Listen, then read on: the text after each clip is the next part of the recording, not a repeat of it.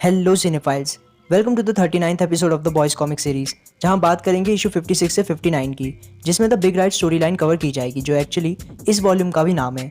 तो इस story line की एंडिंग थोड़ी शॉकिंग है, तो वीडियो को एंड तक जरूर देखना। साथ ही अगर आप चैनल पर नए हो तो इसे सब्सक्राइब करके बेल आइकन को भी जरूर दबा देना।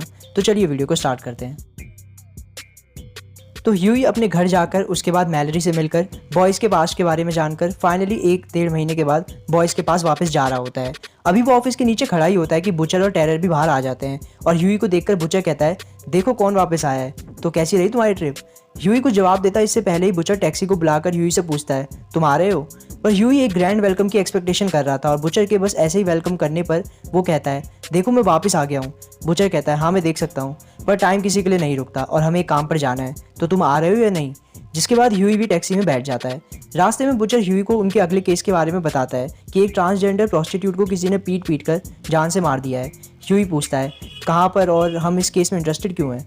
बुचर बताता है, एक जगह है जहाँ पर कई सूप्स ड्रग्स, प्रोस्टिट्यूट्स और ऐसे ही कई और चीज़ों के लिए जाते हैं, और सूप्स में से ट्रांसजेंडर्स में इंटरेस्ट रखने वालों में जैक फ्रॉम जुपिटर का नाम सबसे ऊपर आता है। बुचर के ये बताने के बाद ह्यूई बुचर से कुछ कहने वाला होता है कि तभी टेरर ह्यूई को प्यार से लिक करने लग जाता है और ह्यूई उसके साथ खेलने लग जाता है। कुछ ही देर में वो तीनों उस जगह पर पहुंच जाते हैं और यहाँ हम देखते हैं कि उस जगह पर एक अच्छी खासी और बड़ी बिल्डिंग मौजूद होती है। बुचर पूछता है, तो तुम अभी भी स्टारलाइट के साथ टच में हो, जिस पर ह्यूई झूठ बोलते हुए मना कर देता है। फिर ह्यूई अपनी उस बात को जो वो टैक्सी में नहीं कह पाया था उसे पूरा करते हुए कहता है, देखो इससे पहले हम इस केस को सॉल्व करने जाएं, मैं कुछ बातें क्लियर करना चाहता हूँ। मैं बस कैचअप ही करते नहीं रहना चाहता हूँ, मैं प्रॉपरली इन्वॉल्व होना चाहता हूँ और आगे से जो भी प्लान बने उसकी डिसीजन मेकिंग प्रोसेस का पार्ट भी बनना चाहता हूँ। बुचर, जिसे पता है कि ह्यूई मैलरी से मिलने गया हुआ था, कहता है, वाह ह्यूई, इतनी बड़ी बात, तुम किससे बात कर रहे हो आजकल। ह्यूई थोड़ा घबराते हुए कहता है, मैं किसी से बात नहीं कर रहा हूँ, मैं अपने लिए खुद सोच सकता हूँ। देखो इस बात में मैं और कोई बहस नहीं चाहता हूँ, अगर मैं वापस आ रहा हूँ तो मैं प्रॉपरली इन्वॉल्व रहना चाहूँगा, मैं यहाँ पर सेकंड इन कमांड रहूँगा। बुचर जवाब देता है, देखो मुझे पता है मैं तुमसे कई चीज़ें छुपा कर रखता हूँ क्योंकि मुझे इसी तरह काम करना पसंद है और इस चीज़ को मैं थोड़ा बेहतर भी कर सकता हूँ, पर तुम्हें ये भी समझना होगा कि कभी कभी सिचुएशंस ऐसी होती हैं कि मुझे सबसे राय लेने से पहले ही एक्ट करना पड़ता है, वरना सबकी जान जा सकती है। और वैसे भी तुमने कहा कि तुम सेकंड इन कमांड बनना चाहते हो, तो फिर एमएम और फ्रेंची का क्या, जो तुमसे पहले से यहाँ है। ह्यूई कहता है, देखो मैं ये नहीं कह रहा हूँ कि तुम मुझसे हर बार कंसल्ट करो, खास करके जब बात काफ़ी ज़्यादा सीरियस हो जाए, पर हाँ किसी मिशन पर जाने से पहले ही मैं सारी डिटेल्स जानना जरूर चाहूँगा। जिस पर बुचर उसे ताना मारते हुए कहता है, तुम 1 महीने गायब होकर आ रहे हो और आते ही मुझसे ये सब कह रहे हो। पर ह्यूई अपनी बात पर अड़ा रहता है। जिसके बाद बुचर कहता है, ठीक है, पर तुम्हें इसे कमाना होगा, तुम आने वाले केसेस में अच्छे से काम करो और अगर मुझे लगता है कि तुम में सच में वो काबिलियत है तो मैं तुम्हें आगे से तुम्हारे अकॉर्डिंग ट्रीट करूंगा। और इतने में ही वो दोनों उस जगह पर पहुंच जाते हैं जहां पहुंचकर बुचर कहता है, ह्यूई मिलो डॉक्टर पेक्यूलियर से।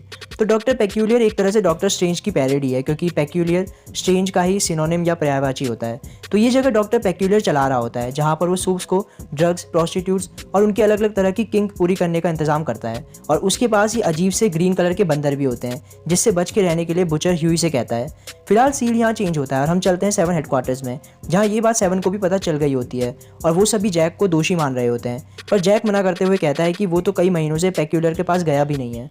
तो होमलैंडर और डीप तो ऑलरेडी जैक पर शक कर ही रहे होते हैं, पर ए ट्रेन, जो अभी तक जैक के साथ ही घूमा करता था और उसका बहुत अच्छा दोस्त था, वो भी जैक को अक्यूज़ करने लग जाता है और इवन उसे दोषी भी प्रूव करने की कोशिश कर रहा होता है। पर जैक उस पर चिल्लाते हुए उसे एहसान फरामोश कहता है और उसके बाद होमलैंडर से कहता है, अगर तुम चाहो तो मुझे लाई डिटेक्टर मशीन पर रख सकते हो, मैंने सच में कुछ नहीं किया। इतने में डीप कहता है, तुम्हें आइडिया है कि ये सब करने की तुम्हारी टाइमिंग कितनी गलत है जब हम होमलैंडर के प्लान के फाइनल स्टेज में पहुंचने वाले हैं। जिस पर जैक जवाब देता है, हाँ एग्जैक्टली, मैं ऐसा कुछ क्यों करूंगा जब हम पूरे। पर होमलैंडर जैक की बात को काट कर चिल्लाता है, नहीं, यहाँ इस बात का कोई डिस्कशन नहीं होगा। जिस पर ए ट्रेन कहता है, पर वॉट ने तो सारे बग्स हटा दिए थे ना। होमलैंडर जवाब देता है, हाँ, पर उन्हें आसानी से रिप्लेस या स्वीप के टाइम डीएक्टिवेट करके वापस ऑन किया जा सकता है। वैसे भी हमें नहीं पता कि बुचर के लोग आखिर वो बग्स यहाँ लगा ही कैसे पा रहे हैं। इन बातों के बीच में ये बंदा जो क्वीन मेव की सर्विस करता रहता है आकर मेव को एक ड्रिंक और दे रहा होता है, पर इस बार मेव खुद ड्रिंक के लिए मना कर देती है। तो मेव, जो हमेशा ड्रिंक करती रहती है, आज खुद से ही ड्रिंक के लिए मना कर रही है और हमें रियलाइज़ होता है कि चीज़ें अब थोड़ी सीरियस हो रही हैं। यहीं जैक और ए ट्रेन भी आपस में लड़ने लग जाते हैं और होमलैंडर सबको चुप कराते हुए कहता है, बस बहुत हुआ, मत भूलो कि दीवारों के भी कान होते हैं, तुम सच बोल रहे हो या झूठ, इस बात से फिलहाल कोई फर्क नहीं पड़ता क्योंकि कई लोग ये मानकर चलेंगे कि तुमने ही उसे मारा है। इससे फिलहाल के लिए छुप कर रहो और दुआ करो कि पुलिस इन्वेस्टिगेशन में तुम्हारे खिलाफ कुछ ना मिले। और होमलैंडर के ऐसा कहने के बाद सब अपने अपने रास्ते निकल पड़ते हैं और सीन चेंज होता है और हम वापस चलते हैं डॉक्टर पेक्यूलियर के पास। बुचर डॉक्टर से कहता है, डॉक्टर तुम्हें पता ही है यहाँ क्या हुआ है और इसलिए हमें यहाँ थोड़ी छानबीन करनी होगी, तुम्हें कोई प्रॉब्लम तो नहीं। डॉक्टर कुछ जवाब नहीं देता और बुचर कहता है, तुम्हें बिल्कुल कोई दिक्कत नहीं है। और ऐसा कहते हुए बुचर एक सीक्रेट लॉबी की तरफ बढ़ने लगता है और वो बंदर भी उनके पीछे आने लग जाते हैं, पर टेरर उन बंदरों को रोक देता है। ह्यूई पूछता है, उसे सच में दिक्कत नहीं है? बुचर जवाब देता है, बिल्कुल है, पर उसे पता है कि इस केस का सॉल्व होना भी ज़रूरी है, वरना उसके बिजनेस के लिए अच्छा नहीं होगा, और साथ ही वो मुझे ना कहने का रिस्क तो नहीं लेना चाहेगा। और हम देखते हैं कि वो जिस सीक्रेट लॉबी में जाते हैं वो एक्चुअली एक लाइब्रेरी टाइप की जगह होती है, जहाँ डॉक्टर पेक्यूलियर के पास आने वाले हर सूप की सीक्रेट फोटोज़ और इन्फॉर्मेशन हर सूप की स्पेसिफिक फाइल में होती है, जो नॉर्मली सबको पता नहीं है। बुचर बताता है कि ये सब पेक्यूलियर उन्हें ब्लैकमेल या कुछ और ऐसा करने के लिए नहीं रखता, बल्कि वो सब ये सारी चीज़ें इसलिए रखता है ताकि कभी कोई सूप उसको ही नुकसान पहुंचाने की ना सोचे। इसी बीच ह्यूई ये कहता है, इतनी पावर, इतना पोटेंशियल, वो भी गलत हाथों में, तुम्हें नहीं लगता कि सभी सूप्स को सीधा ख़त्म ही कर देना चाहिए? तो ऑब्वियसली ये बात ह्यूई मैलेरी की बताई बात को कंफर्म करने के लिए पूछ रहा होता है, और बुचर भी ये चीज़ समझ जाता है और वो स्माइल करते हुए कहता है, हाँ बिल्कुल। और ये सुनकर ह्यूई बुचर से थोड़ा नाराज़ होता है। बुचर जैक की फाइल निकाल कर देखने लगता है और इसी बीच ह्यूई क्वीन मेव की फाइल देखने लगता है। यहाँ ह्यूई और हमें पता चलता है कि डॉक्टर पेक्यूलियर एक्चुअली सूप्स के लिए अबॉर्शन भी करवाता है, और उसकी इस सर्विस की सबसे बड़ी कस्टमर है क्वीन मेव, जो ऑलरेडी 2 दर्जन से ज़्यादा अबॉर्शन करा चुकी है। जी हाँ, आपने बिल्कुल सही सुना, 2 दर्जन से ज़्यादा, जिसमें से एक स्टॉर्म फ्रंट का भी बच्चा था। बुचर जैक की फाइल को देखकर कहता है, ऑल राइट, तो जैक उस रात यहीं था, पर जिसकी डेथ हुई है वो यहाँ पर जैक के साथ नहीं था।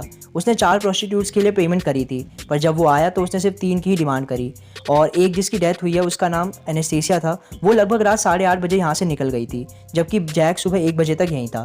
यहीं हम देखते हैं कि बुचर के ये सब बताने के बीच में ह्यूई छुपके से क्वीन मेव की फाइल को अपने पैंट में छुपा देता है ताकि वो बाद में उसे देख सके। रहा नहीं जाता, तड़प ही ऐसी है ना। नहीं, बुचर आगे कहता है, तो जैक तो इस सब के पीछे नहीं हो सकता अनलेस कि वो उसी टाइम बाहर उसका वेट कर रहा हो। ह्यूई कहता है, तुम्हें इस सब में कुछ सही नहीं लग रहा, क्यों?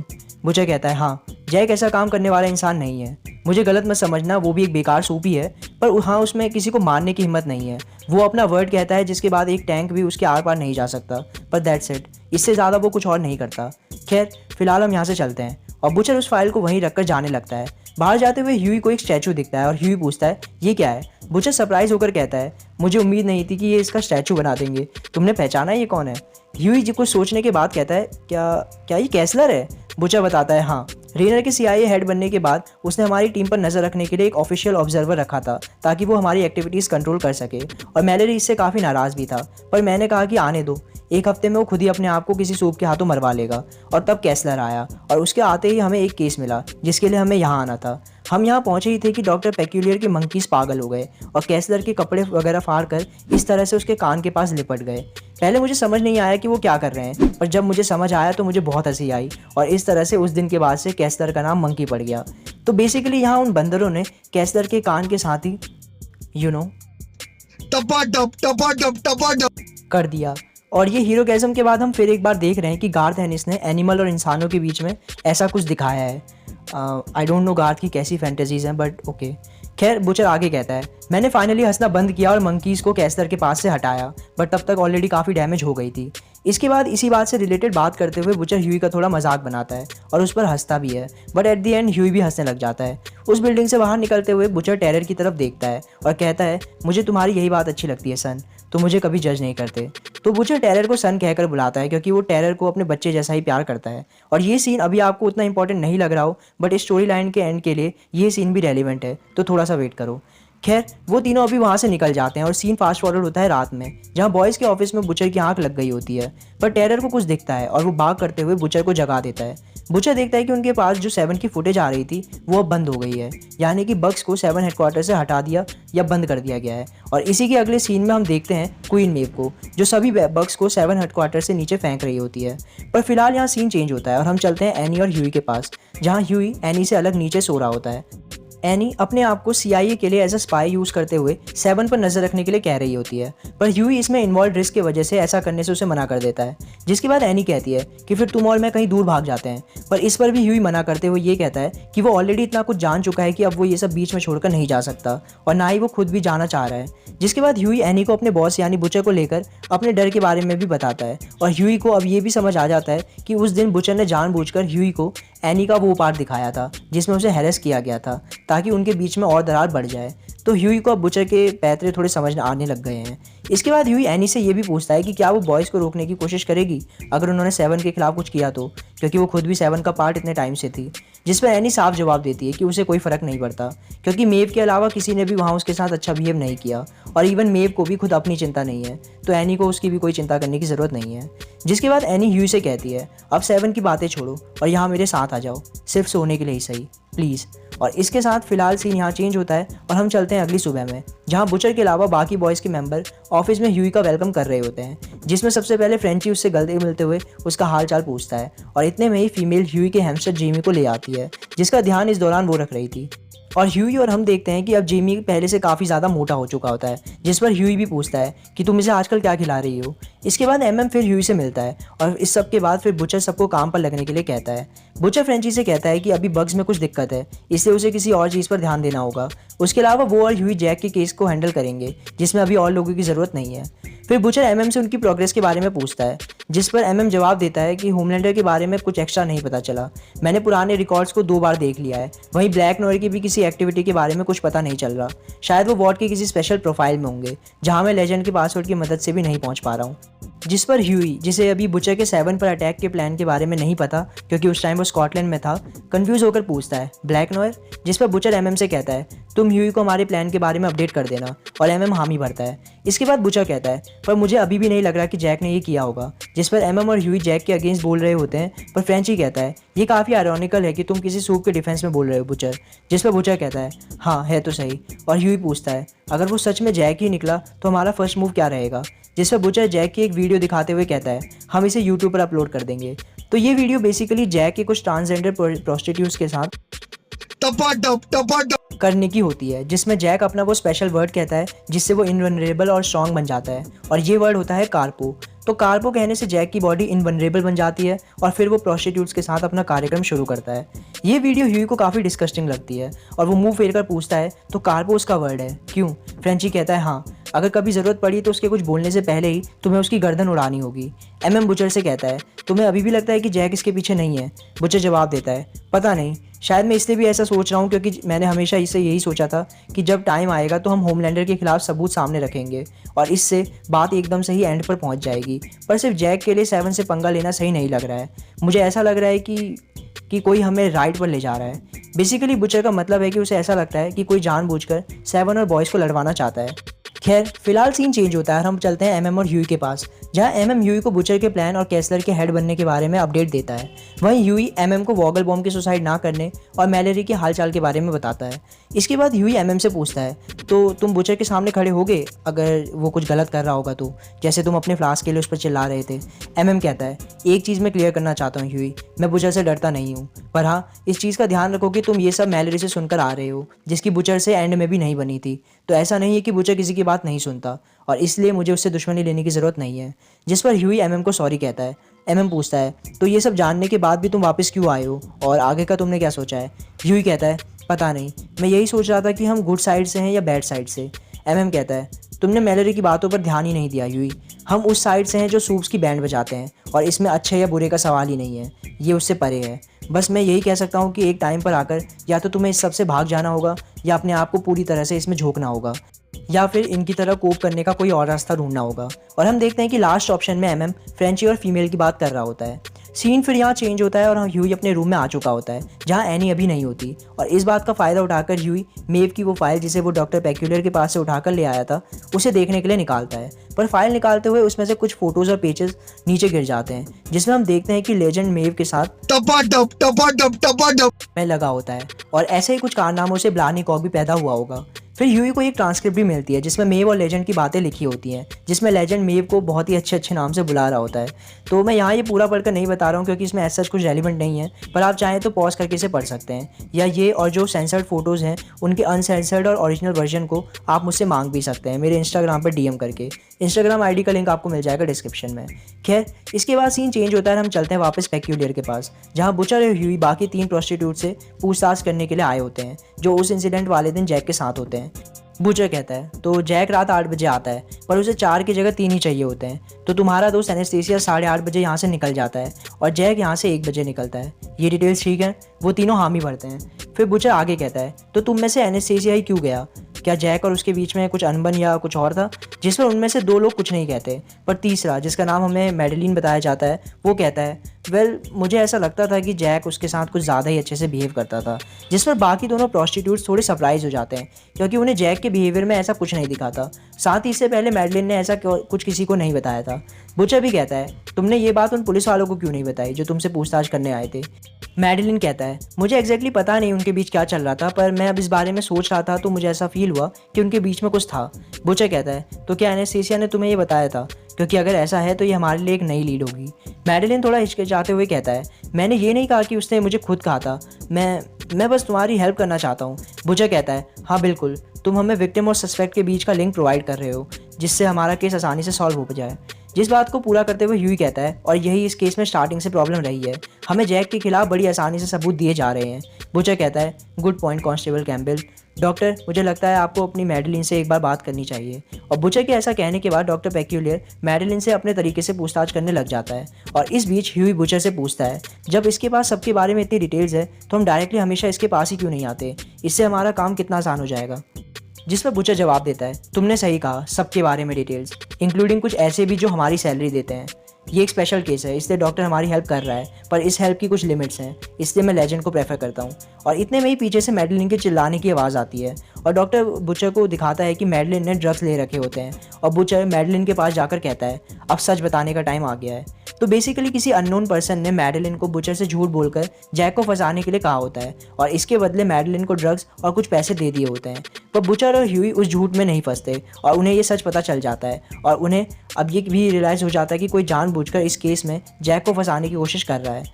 खैर फिलहाल सीन थोड़ा फास्ट फॉरवर्ड होता है और हम चलते हैं रात के टाइम में जहाँ एनी सो चुकी होती है और ह्यूई वॉशरूम में जाकर मेव की फाइल को आगे पढ़ने लग जाता है। यहाँ हमें और ह्यूई को पहले इस कवर पेज पर दिखी फोटो की स्टोरी पता चलती है।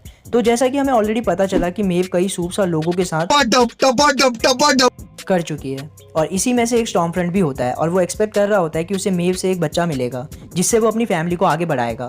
पर मेव बिना स्टॉर्म फ्रंट को बताए अबॉर्शन करवा लेती है और इसी बीच एक दूसरे सूप मिडनाइट के साथ गुच्चू पुच्चू भी कर लेती है और जब डिलीवरी होती है तो कुछ ऐसा होता है जिससे स्टॉर्म फ्रंट गुस्सा हो जाता है, बट मेव को इस बात से कोई फर्क नहीं पड़ता। इसके अलावा इस फाइल में मेव के और भी कई अजीब इंसिडेंट्स होते हैं, पर इन सब में एक मेन इंसिडेंट होता है जहाँ पर होमलैंडर और ब्लैक नॉयर मिलकर मेव को बेवकूफ़ बनाकर उसका फ़ायदा उठाते हैं।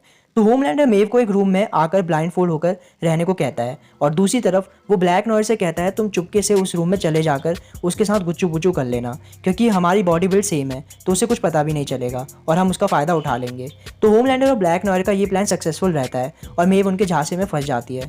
यही नहीं, इस इंसिडेंट की फ़ोटोज़ भी होमलैंडर ले लेता है और इस इंसिडेंट के बाद की कन्वर्सेशन की ट्रांसक्रिप्ट भी हमें दिखाई जाती है जहाँ मेव पहले होमलैंडर को बहुत सुनाती है पर होमलैंडर सब मजाक में ले लेता है। यही मेव उस इंसिडेंट के बारे में भी बोलती है जिसके बारे में हमें बुचर ने भी बताया था कि होमलैंडर ने मेव की कुछ इनएप्रोप्रिएट फोटोज़ वार्ड में फैला दी थी, पर हमें पता चलता है कि उसके बावजूद भी मेव को कुछ खास फर्क पड़ता नहीं है। पर इस इंसिडेंट के बाद मेव बहुत ज़्यादा गुस्सा होती है और गुस्से में ही वो होमलैंडर से कहती है तुम एक अडल्ट की बॉडी में बस एक बिगड़े हुए बच्चे हो। तो होमलैंडर जो अभी तक चीज़ें मजाक में ही ले रहा था इस बात को सुनकर बहुत गुस्सा हो जाता है और एक तरह से मेव को जान से ही मारने वाला होता है, पर मेव उस टाइम का माफ़ी वगैरह मांगकर अपने आप को बचा लेती है। और यही वो इंसिडेंट होता है जो मेव को बॉयज़ की मदद करने के लिए मजबूर करता है ताकि बॉयज़ होमलैंडर को नुकसान पहुंचाते रहे। यही हमें ये भी रियलाइज़ होता है कि बुचर उस दिन सही कह रहा था कि मेव सिर्फ उसकी फ़ोटोज़ लीक करने की वजह से होमलैंडर से गुस्सा नहीं होती है। खैर ये पता चलने के बाद सीन चेंज होता है और हम चलते हैं बुचर और लेजेंड के पास और यहाँ हमें स्टार वॉर्स का भी एक रेफरेंस दिया जाता है। एनीवेज बुचर लेजेंड को मैडेलिन और उसके झूठ के बारे में बताता है और उससे पूछता है कि आखिर कौन हो सकता है जो जैक को फंसा रहा है और उससे भी बड़ी बात कि उसे डॉक्टर पेक्यूलर के बारे में कैसे पता है। और लेजेंड कहता है और कौन हो सकता है जो बॉयज़ और 7 को लड़वाना चाहेगा, जिस पर बुचर कहता है बिल्कुल यही बात मुझे भी समझ नहीं आ रही है कि आखिर इससे तो सबका ही नुकसान है। मैडेलिन ने बताया कि 2 लोकल रेसिडेंट्स उसके पास आए थे उसे पैसे देकर झूठ बुलवाने के लिए, पर हाँ हम इस झांसे में आकर जैक या 7 के साथ कुछ नहीं करने वाले। पर मुझे ये बताओ कि मेव ने बग्स को क्यों हटा दिया। लेजेंड कहता है वो डर गई थी, जो भी कुछ वॉट और होमलैंडर अभी प्लान कर रहे हैं उसके वजह से सिचुएशन अभी सीरियस है और इसलिए उसने खुद वो बग्स हटा दिए। बुचर कहता है अच्छा, और अगर मैं खुद कॉल करके वॉट को मेव की सच्चाई बता दूं तो उसका क्या होगा, वो बस हमेशा बकवास करते रहते हैं और अब जब फाइनली हमें कुछ असली इन्फॉर्मेशन मिलने वाली है तो उसने बग्स ही हटा दिए। लेजेंड कहता है तुम ऐसा कुछ नहीं करोगे। बुचर कहता है तुम उसके लिए इतना सेंटिमेंटल क्यों हो रहे हो, मुझे पता है कि तुम मेव के साथ टाइम टू टाइम क्या किया करते थे, पर मुझे लगा वो सिर्फ मज़े के लिए था। पर अब लगता है कि तुम सीरियस थे। लेजेंड ये सब सुन के गुस्से में बुचर को कुछ कहने वाला होता है, पर बुचर उसकी बात को काट कर कहता है, देखो मैं मैलरी नहीं हूँ जो चुपचाप तुम्हारी बात मान लेगा। 9/11 से लेकर बाकी कई उल्टे सीधे इवेंट्स में मेव का भी हाथ रहा है, तो ये मत समझना कि मैं उस पर कोई दया दिखाने वाला हूँ। तो उसको बोल दो कि वो जल्द से जल्द बक्स को वापस लगा दे। और लेजेंड बस खड़े खड़े ये सब सुनता रह जाता है और बुचर वहाँ से निकल जाता है। और इसके साथ सीन चेंज होता है और हम चलते हैं एनी और ह्यूई के पास, जहाँ एनी ह्यूई को थोड़ा सिड्यूस करने की कोशिश कर रही होती है, पर अपने ह्यूई भाई शक्ति बना कर रखते हैं। और तभी बुचर का मैसेज आता है कि जैक की फुटेज किसी ने रिलीज़ कर दी है, जल्दी से ऑफिस में आ जाओ और आसपास ध्यान देते आना। और सीन यहाँ चेंज होता है और हम चलते हैं 7 हेडक्वार्टर्स में, जहाँ हम देखते हैं कि मीडिया में हर जगह जैक की उस वीडियो की बात हो रही होती है। और जैक को लग रहा होता है कि ये वीडियो बॉयज़ ने लीक करी है और वो बॉयज़ को गालियाँ देता हुआ वहाँ चिल्ला रहा होता है। तभी होमलैंडर आकर जैक से कहता है, वीडियो किसी ने भी रिलीज़ किया हो, ये सच है कि अब तुम्हारा करियर ख़त्म हो गया है, बहुत जल्दी तुम्हें टीम से निकाल देगी। जिस पर जैक कहता है, भले ही मैं डूब रहा हूँ पर मैं अकेले नहीं डूबूंगा, मैं अपने साथ बॉयज़ को भी लेकर डूबूंगा। जिस पर होमलैंडर कहता है कि तुम ऐसा कुछ नहीं करोगे। और मेव भी कहती है, तुम्हें लैम्प लाइटर के साथ क्या हुआ था याद है ना। ये सुनकर जैक कहता है, तो अब मेरे साथ क्या होगा। और ये पूछते पूछते वो फ्रस्ट्रेशन निकालते हुए एक रेसिस्ट एन वर्ड बोलता है। और डीप जो कॉमिक्स में ब्लैक एथनिसिटी का है, उसे ये सुनकर अच्छा नहीं लगता और वो जैक को संभल कर बोलने के लिए कहता है। पर जैक चुप होने की जगह गुस्से में और गलत बोलने लग जाता है, जिससे गुस्सा होकर डीप उसे एक थप्पड़ मार देता है। जिसके बाद जैक अपना वर्ड कार्बो बोलकर डीप से अब अपने आप को मारने के लिए कह रहा होता है, पर होमलैंडर बीच में आकर उन दोनों को रोकने लग जाता है और कहता है, तुम पहले से ही खराब हुई सिचुएशन को और बदतर कर रहे हो। और जैक चिढ़ते हुए कहता है, हाँ हमें ऐसा कुछ नहीं करना चाहिए वरना तुम्हारा मिशन जो खराब हो जाएगा। जिस पर होमलैंडर गुस्सा होते हुए कहता है, अब तुम्हें अपना मुंह बंद कर लेना चाहिए जैक। जिस पर जैक रोते हुए कहने लगता है, नहीं नहीं मुझे गलत मत समझो, इस सब के बाद मैं अब तुम्हें भी गुस्सा नहीं दिलाना चाहता हूँ। देखो तुम मेरी हार्ट बीट सुन सकते हो, मैं सच कह रहा हूँ, मैंने कुछ नहीं किया। बॉयज़ को असलियत नहीं पता थी और फिर भी उन्होंने मुझे बलि चढ़ा दिया। वो ना सिर्फ मुझे चोट पहुंचा रहे हैं बल्कि 7 और तुम्हें भी। वो दिखाना चाह रहे हैं कि हमें फंसाना कितना आसान है। क्या तुम इस सब के खिलाफ कुछ नहीं करोगे होमलैंडर। ये सुनकर होमलैंडर कुछ सोचने लगता है, पर अभी के लिए सीन चेंज होता है और हम चलते हैं बॉयज़ के पास, जहाँ बुचर बाकियों से कहता है, मैं वो वीडियो कभी भी रिलीज़ नहीं करने वाला था क्योंकि सिर्फ जैक की वजह से मैं कुछ बड़ा स्टार्ट नहीं करवाना चाहता था। यूही पूछता है, कुछ बड़ा मतलब। बुचर कहता है, वेल भले ही हमने ये वीडियो पोस्ट ना करी हो पर उन्हें यही लगेगा कि हमने ये वीडियो लीक करी है और वो कुछ ना कुछ एक्शन लेने की कोशिश ज़रूर करेंगे। जिसके बाद बुचर टेरर को वहीं रुकने के लिए कहता है क्योंकि बुचर को डर होता है कि अब 7 और उनके बीच कुछ भी हो सकता है। और रूम से बाहर जाते जाते फीमेल टेरर की तरफ देखती है और हमें टेरर का ये इमोशनल और क्यूट सा चेहरा दिखाया जाता है। और बॉयज़ निकलकर उनके ऑफिस की छत पर चले जाते हैं, जहाँ पर 7 उनसे मिलने आने वाले हैं, बिल्कुल पहले कन्फ्रंटेशन की तरह। और कुछ ही देर में वहाँ पूरी 7 टीम आ जाती है और होमलैंडर और बुचर फिर एक बार एक दूसरे के आमने सामने होते हैं।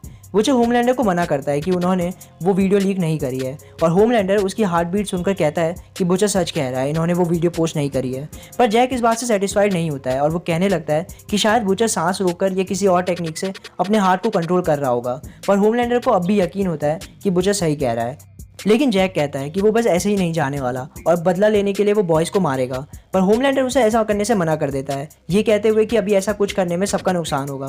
तो जैक चाहे कितने भी गुस्से में क्यों ना हो, वो होमलैंडर की बात नहीं टाल सकता और इसलिए गुस्से में कुछ गालियाँ देकर अभी के लिए वो यहाँ से चला जाता है। और जाते जाते वो ये भी कहता है कि वो इसका बदला ज़रूर लेगा। और इसके बाद होमलैंडर और 7 भी वहाँ से जाने लगते हैं। पर डीप सबको रोकते हुए कहता है, किसी ने हमारे बीच में ऑलमोस्ट एक लड़ाई स्टार्ट करवा ही दी थी, क्या हमें कोई टीम अप वगैरह करके इन्वेस्टिगेट नहीं करना चाहिए। जिस पर बुचर कहता है, हमारा टीम अप तो नहीं होने वाला, तो अभी के लिए सब कुछ पहले जैसा रखते हैं, वैसे भी आज नहीं तो कल हमें फिर से भिड़ना ही है।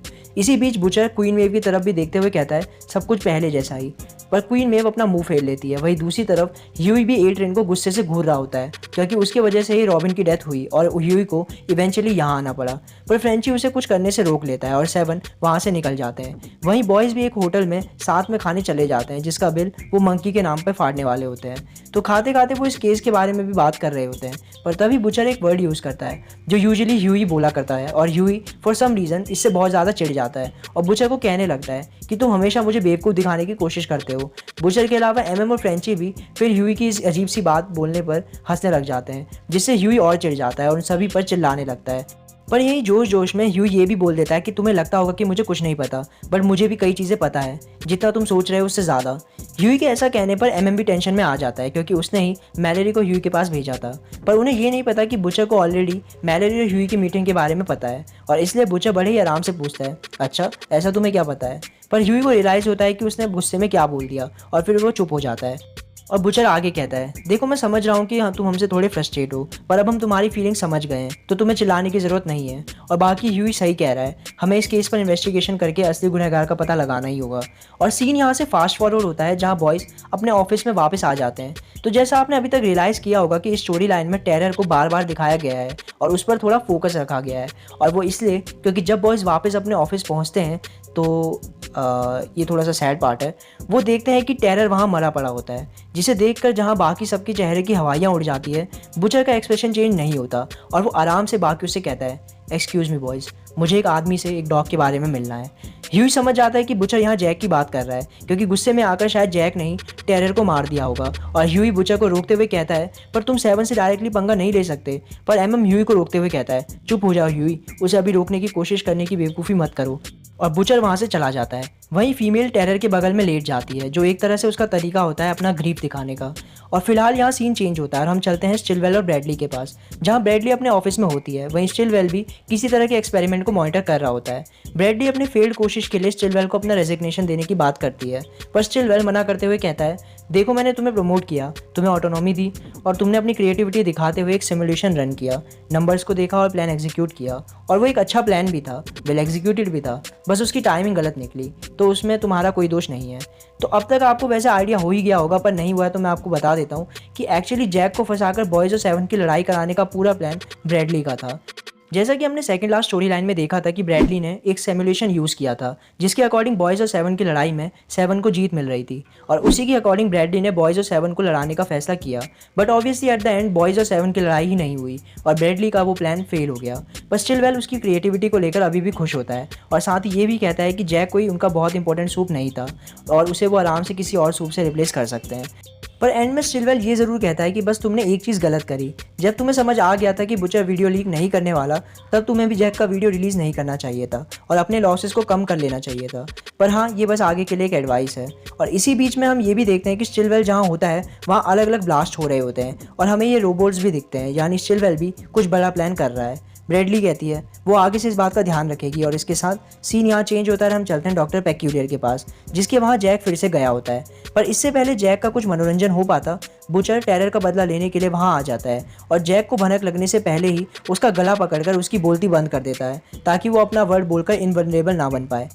और इसी हालत में बुचर उसके पेट में खंजर घुसा देता है और बार बार ये कहने लगता है, तुमने मेरे डॉग को क्यों मारा, तुमने मेरे डॉग को क्यों मारा। और ऐसा कहते हुए वो बार बार उसे खंजर भी मारता है और खंजर मार मार कर उसका पूरा पेट ही खोल देता है। जैक बस मरने ही वाला होता है कि बुचर जैक से कहता है, मैंने तुम्हारी वीडियो नहीं डाली थी, वो किसी और नहीं किया था। और ये सुनकर जैक को रियलाइज़ होता है कि उसने बिना वजह ही अपनी मौत बुला ली, लेकिन अब कुछ भी करने के लिए बहुत देर हो चुकी होती है और फाइनली जैक अपना दम तोड़ देता है और इस तरह से जैक का किस्सा खत्म हो जाता है। पर बुचर अभी भी नहीं रुकता और उसके मरने के बाद भी बार बार वही लाइन बोलकर जैक को खंजर मारता रहता है। और इसी के साथ ये story line the big ride और ये वॉल्यूम 9 भी खत्म हो जाता है।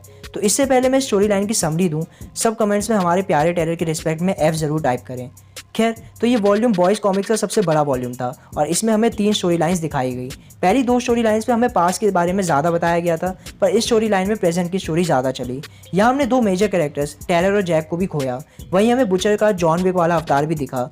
उसके अलावा जैसा आप खुद भी रियलाइज़ कर रहे होंगे कि अब स्टोरी थोड़ी सीरियस होती जा रही है। बुचर भी 7 पर अटैक करने का प्लान कर रहा है, वहीं होमलैंडर प्रेसिडेंट पर अटैक करने का प्लान कर रहा है और स्टिलवेल भी कुछ प्लान कर रहा है, जिसका अभी हमें कोई आइडिया भी नहीं है। तो ओवरऑल यहाँ से आगे हमें और मज़ा आने वाला है। खैर, अगर आपको वीडियो अच्छा लगा हो तो लाइक और अपने दोस्तों के साथ शेयर भी ज़रूर करना। तो आज के लिए बस इतना ही। So thank you for watching cinephiles. मिलते हैं नेक्स्ट वीडियो।